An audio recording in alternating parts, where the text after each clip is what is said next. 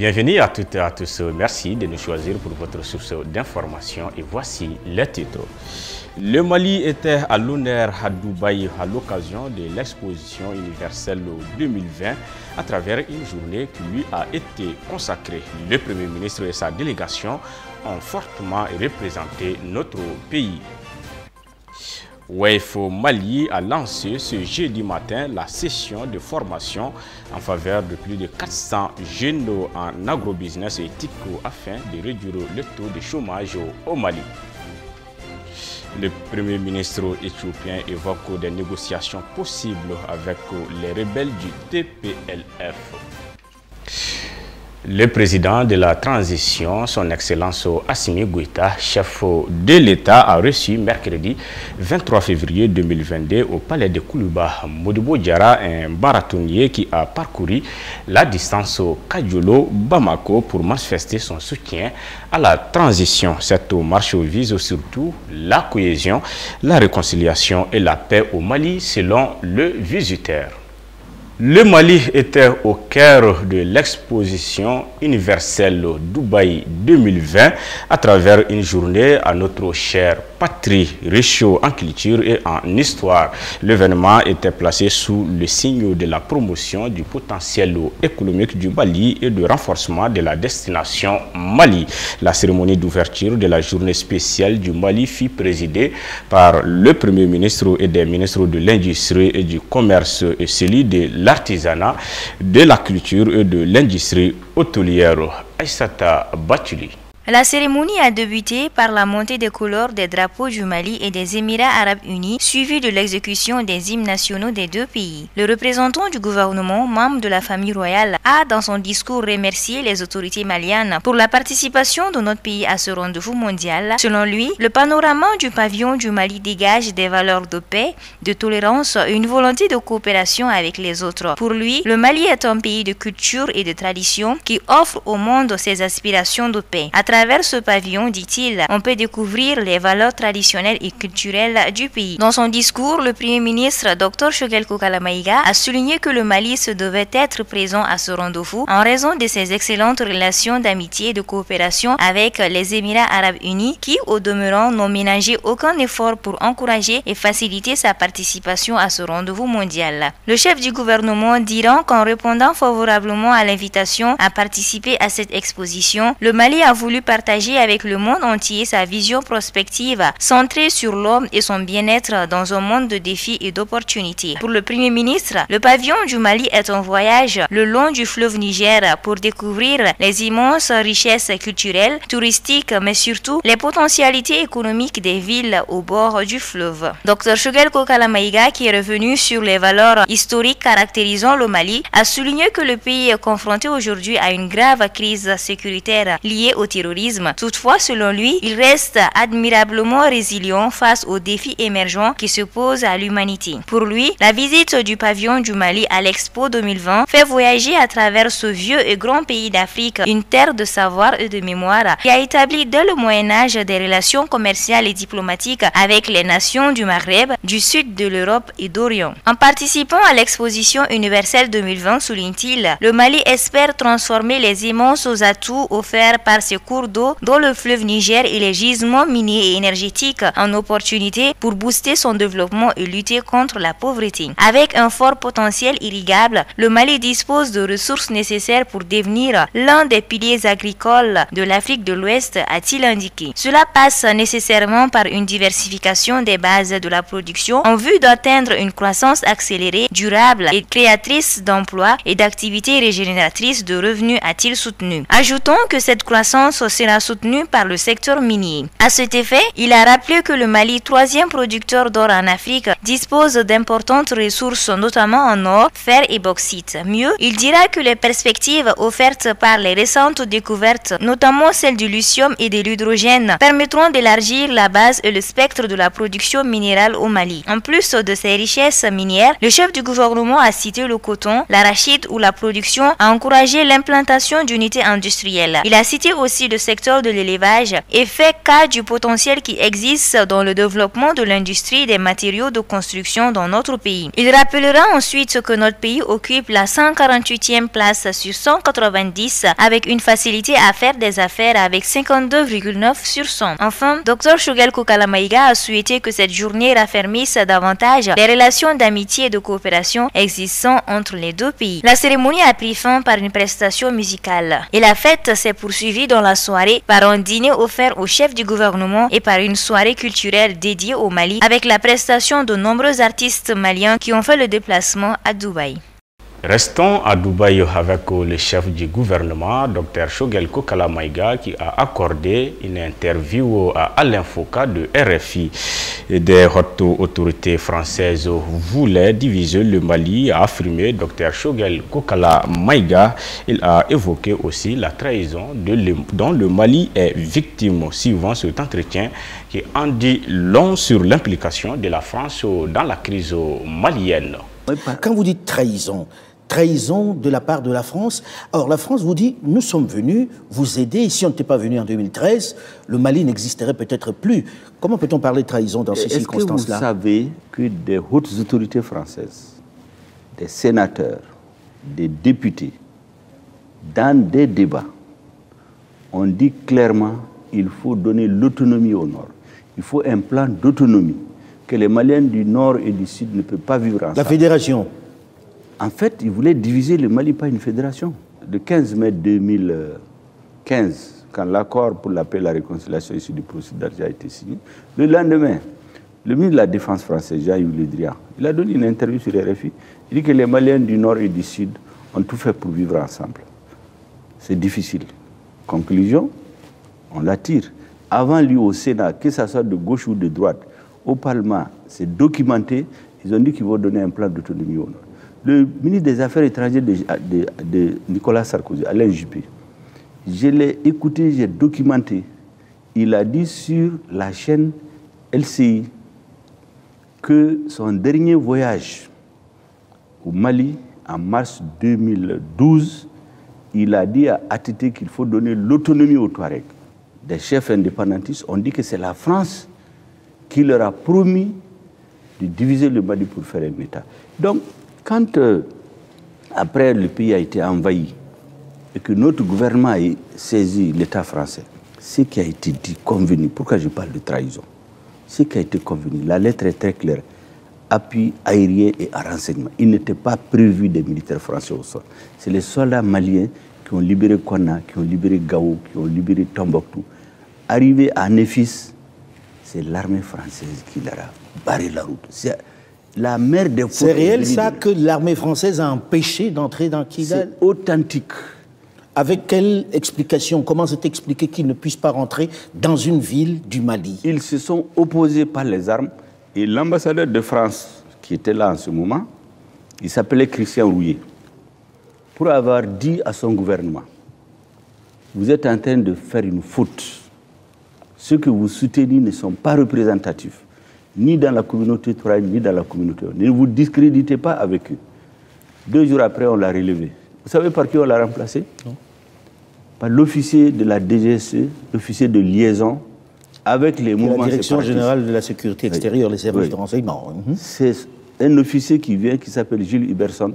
C'est lui qu'ils ont désigné ici comme ambassadeur. On se souvient, la liesse populaire ici, lorsque François Hollande, alors président, est venu ici, où on le remerciait pour avoir sauvé le Mali. 9 ans après, qu'est-ce qui s'est passé pour qu'on demande à l'armée française de partir dans la rue, partout, les politiques? Non, parce que ce jour-là, les Maliens ont crié à la sincérité des dirigeants français.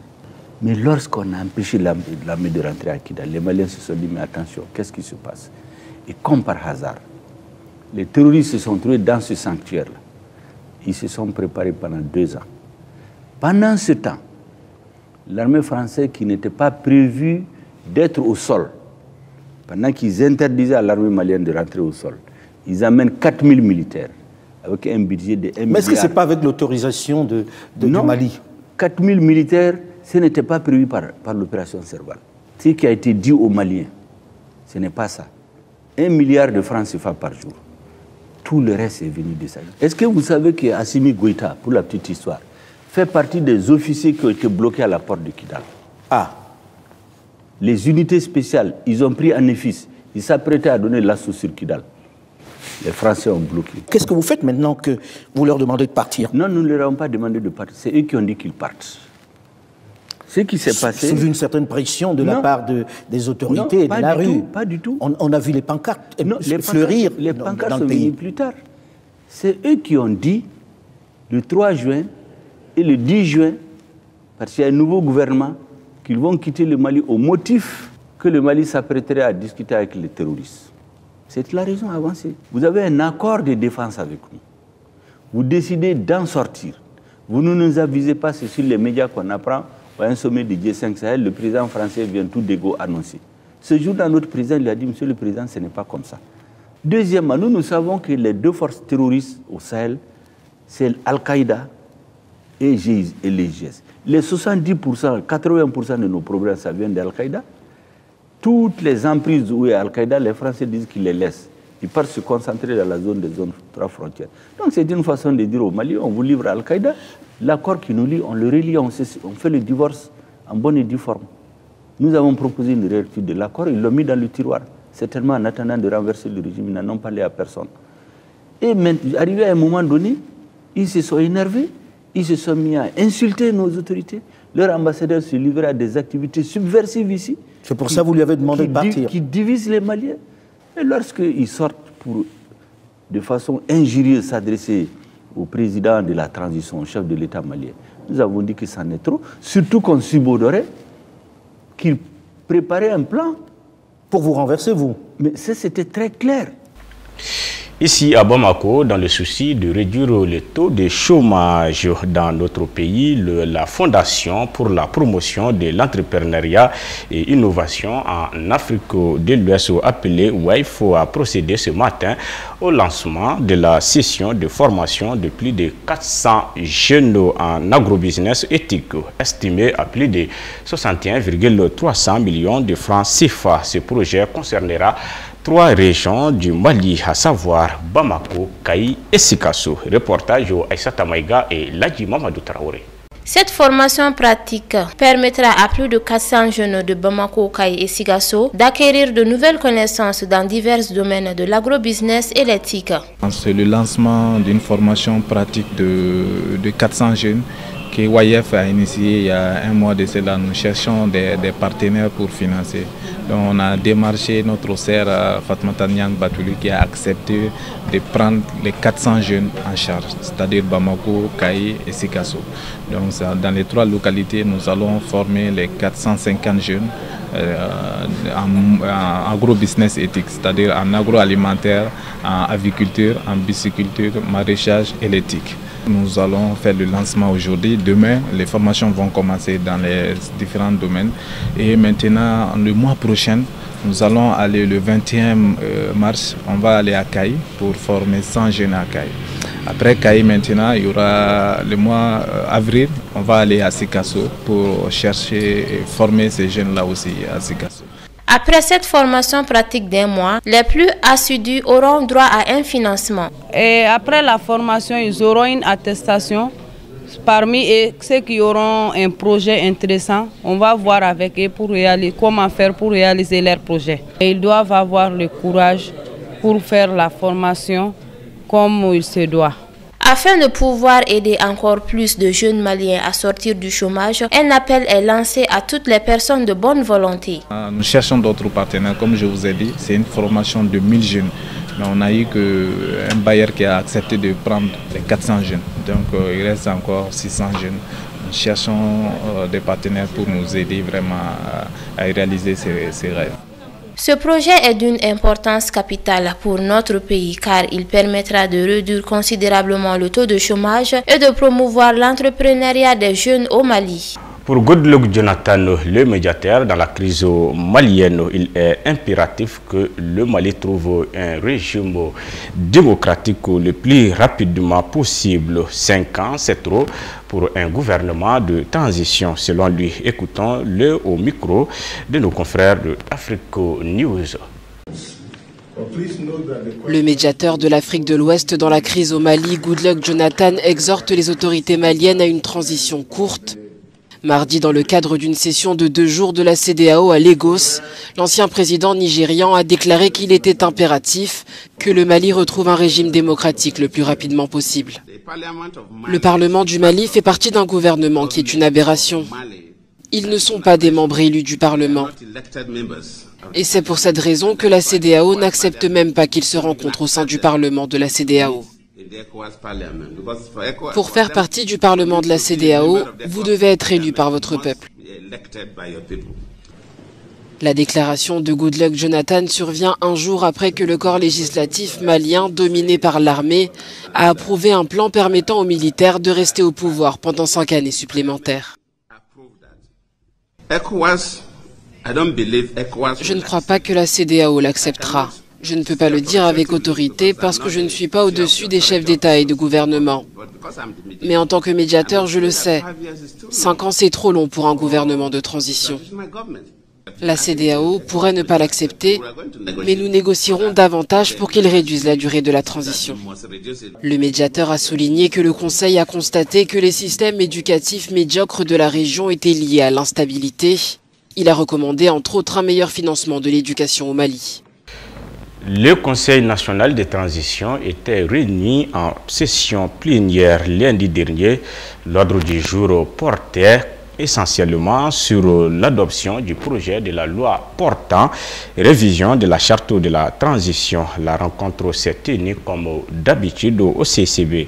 À l'unanimité, le Conseil a adopté la nouvelle charte de la transition, nous dit Rachata Touré et Ladji Mamadou Traoré. Au cours de cette session, les membres du Conseil national de transition ont voté à l'unanimité le projet de loi portant révision de la charte de la transition. Au total, 120 voix ont été recueillies pour, 0 contre et 0 abstention. Aujourd'hui, la plénière a porté principalement sur la révision de la charte. Comme vous avez pu le voir, ça a été sanctionné par un vote de 120 membres pour, 0 contre, 0 abstention. Comme il fallait à peu près les 3/4, à peu près 98 membres pour valider cela, donc je pense qu'avec 120 voix pour, le projet de loi est passé. Donc la nouvelle charte est validée, il reste maintenant que ça soit promulgué par le président de la transition et la Cour suprême, et c'est tout. Les membres du CNT sont pour le Mali Koura. Ils sont là pour accompagner le gouvernement de la transition dans l'atteinte de ces objectifs qui constituent à faire le Mali nouveau.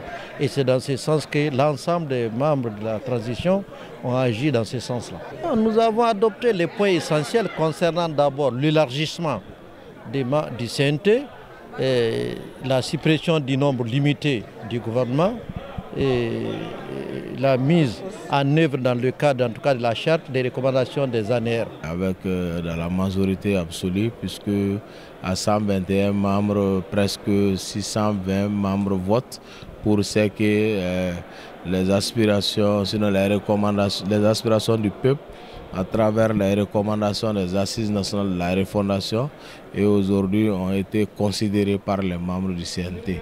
Alors, nos impressions sont que le CNT est le laboratoire de Malikura. Donc pour ce Malikura, des sangs ont versé, des âmes sont tombées et nous ne devons nullement, aucunement trahir ces martyrs, ces vaillants martyrs qui ont consenti l'ultime sacrifice au prix du Malikura, au prix du changement véritable. Donc pour ce faire, tout changement s'opère dans le temps et dans l'espace. Pour nous, on fait des actions concrètes déjà, des résultats sont visibles. Et pour cela, le peuple espère en les autorités de la transition, et notamment le président libérateur Assimi Goïta. Pour Madame le ministre délégué auprès du Premier ministre, chargé des réformes politiques et institutionnelles, vu la situation que traverse notre pays, la révision de la charte de la transition était une nécessité. Vous avez vu vous-même, ça a été comme un plébiscite et c'est très éloquent. Donc je suis contente que les membres du Conseil national de transition, sous le leadership du président Malick Diaw, ont bien compris, ont une bonne lecture des enjeux du moment, avec le vote presque à l'unanimité, vous avez vu vous-même, qui consacre la révision de la charte. On est un tournant décisif de la vie de notre nation et c'était important qu'on nous octroie cette nouvelle confiance pour pouvoir continuer sereinement la mise en œuvre des objectifs de la transition et notamment de la refondation de notre pays. La révision de la charte de transition est une nouvelle étape qui vient d'être franchie vers la lancée pour un nouveau Mali Koura.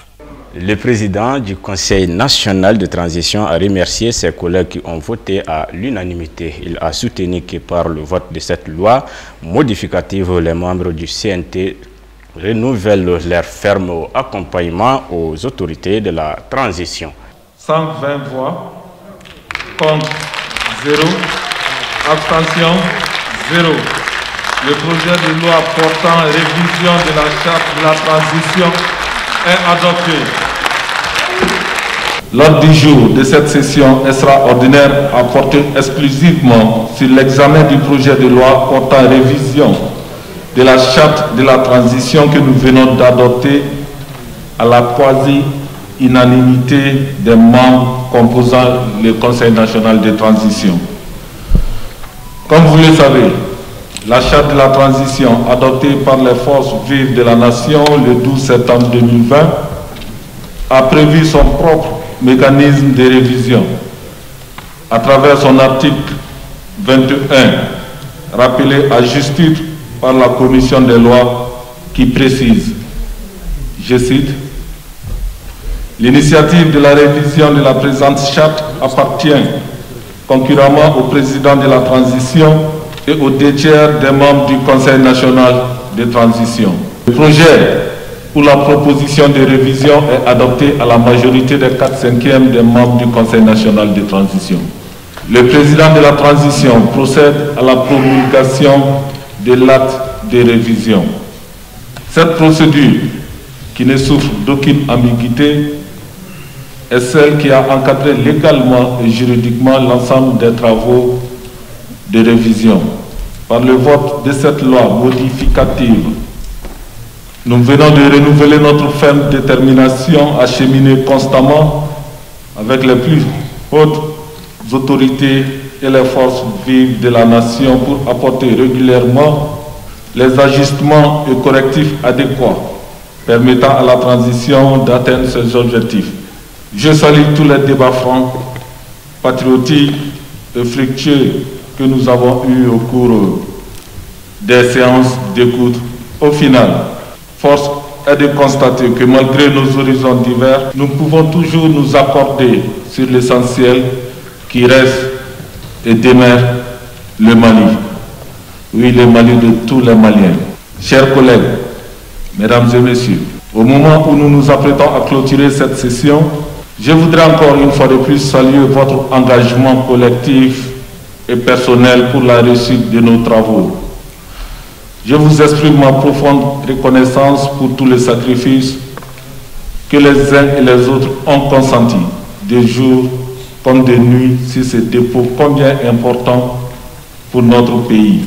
Par ailleurs, je voudrais réitérer mes félicitations à notre nouveau collègue, M. Abdoulaye Cissé, qui nous a rejoints au sein du Conseil national de transition. Monsieur Cissé, permettez-moi de vous souhaiter un bon courage